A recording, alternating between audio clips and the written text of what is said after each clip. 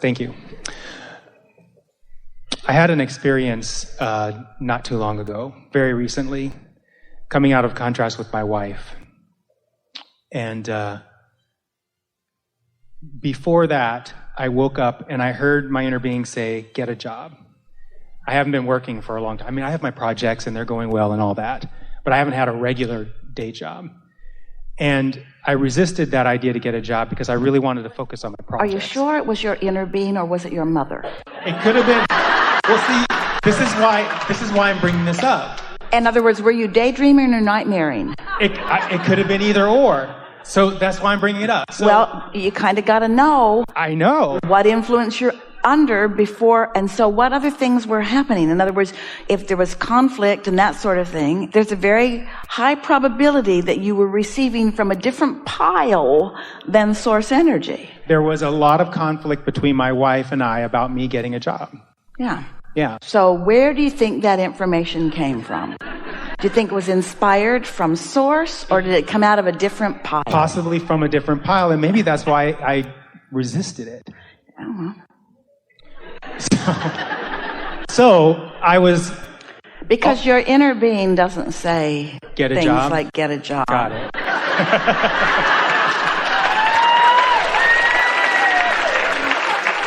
Especially not with that tone. Get a job. Well, it was more like I came out of this dream and I said, should I get a job? And it said yes. That's how it went. Anyway, so what I want to do, Abraham. So before you go further, we just want to clarify that you are often in the receiving mode. You just want to know what you're receiving from. And how you're going to know that? By what came before, by what your mood or attitude has been. In other words, this is the whole point of this. We say, get out ahead of it so that you know where you're getting the information, yes? Yes, but the thing is that this whole job thing has been a point of contention with me because I've resisted getting a job because I don't want that kind of thing. And it's turned out what I do want is I want a big pile of money, but I don't want to have to work to get it. I'm not the only one who has this belief, I think, or this desire. And so one of the things I've been doing around law of attraction to kind of exert or demonstrate to myself my mastery of it is this desire. And it's really strong.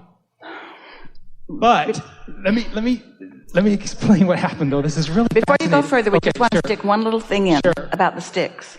When you pick up the stick that says job, very high probability that your dominant vibration is going to be on the unwanted end of it. Yes. And so what you activate is around those things. Yes. Where if you don't start with that subject, but you start with something that feels good to you, then you can sort of make an end run around it. Here's what happened. Really? Yes. So you talk about how contrast can be beneficial. Don't underestimate the benefit of contrast. And the contrast between my wife and I had gotten so great. I was feeling like I was under a great pressure.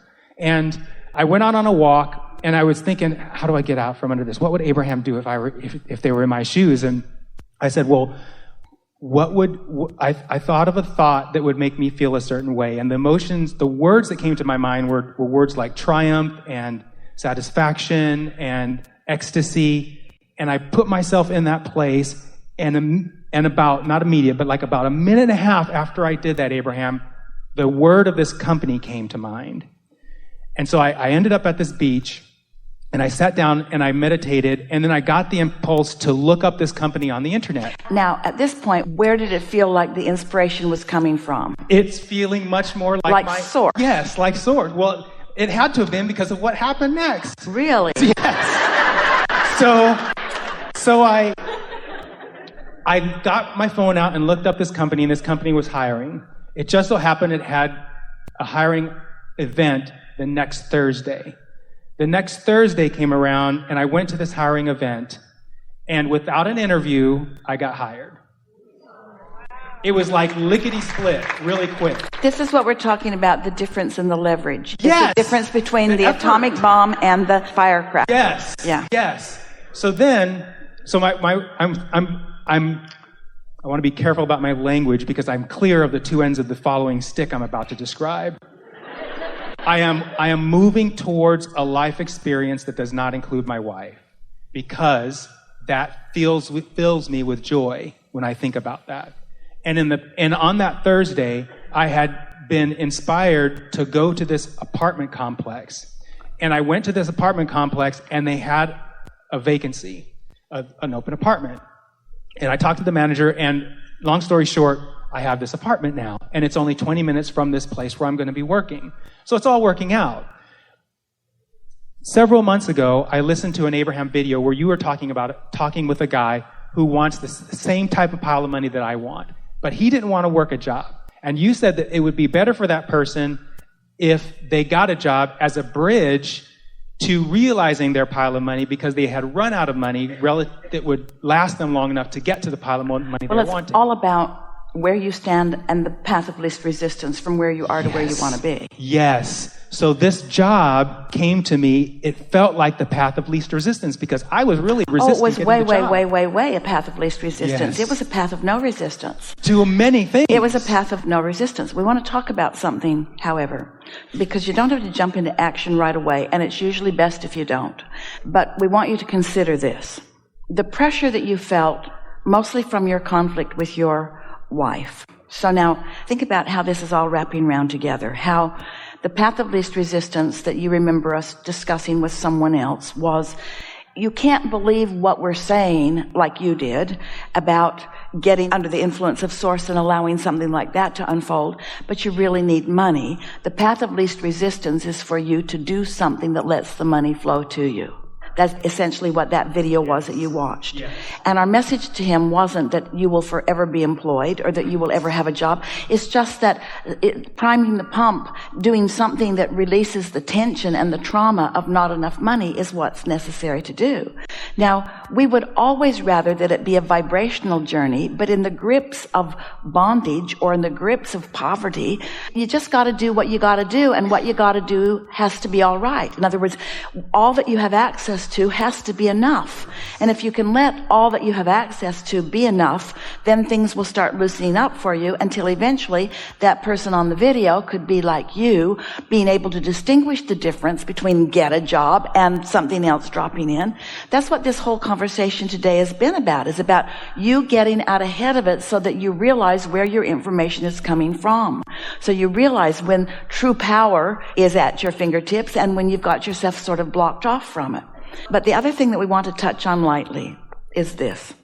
In the same way that you resisted the idea of a job, but you are able to make a clear distinction with all of us here between the job that get a job meant and the job you were hired.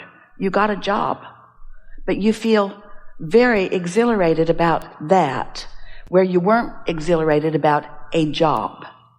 Are you following us? Yes. In other words, it's still the same subject, but it feels different because of the end of the stick it is. And we just want you to realize that just like the job could feel not good or good, the wife can too.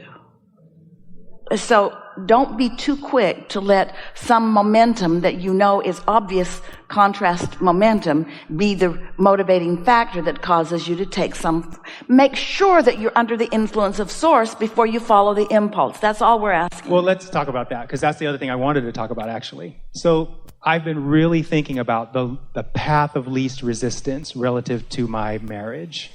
We know you have, but we just want to ask you. Please, yeah. Do you think about it when you're in a bind, when you're in an argument, or do you think about it when you're blissed out and in love with life? In other words, both. All right. Both times. All right. And there's a preponderance of I can't remember which one you mentioned first, but there's a preponderance of the resistance side. Resistance. There's a preponderance of that, for sure. In human form, there's a preponderance of that in everything about life. There just is. Do not disagree with that. Because there's just stuff that you got to do and you don't want to do all of it. And it takes a little while for you to make the best of it until it gets bester and bester and bester and bester and bester. It seems like it's getting worster and worster and worster and worster. Well, that's because you're on that end of the stick rather than on that end of the stick. what you give your attention to is what comes to you. And there are not enough rules or requirements or regulations or signs or chains on the doors. In other words, you just can't hold back something that, it's like you're calling it with your attention and then trying to hold it back with your reasoning. Come to me, this thing that is not allowed by the hotel management. Yeah. So how do you clean that up? Well, you clean it up by having enough discomfort that you realize you've got something to clean up, and then you go to work on the only thing that works, which is doing something about your own vibration. You dream it into place. You segment intended it into place. You don't try to prevent it into place. That doesn't prevent it. It calls it. So one day, I wanted to strangle my wife. Really, I wanted to. After she had said something that did not match who I was. And that night in bed... Before you go further, she touched a sore spot. Yeah, she said something that was not accurate about me that I'm sensitive about. Well, yes. She touched a sore spot. Yes. Remember earlier we said, people say I'm sensitive, when really what they are is susceptible. And why is someone susceptible? Esther is susceptible to you all going in the back hallway. Because you keep going in the back hallway and she keeps having to explain you to management. And so when someone touches a sore spot, the solution isn't to get them to stop touching the sore spot. The solution is to not have a sore spot. Because if you got a sore spot, somebody's going to touch it. And eventually, a person will touch it who has never touched a sore spot before. We're not kidding. Men who have never beaten wives, if you've been beaten enough and you believe that you feel vulnerable, somebody who's never beaten anyone will beat you up.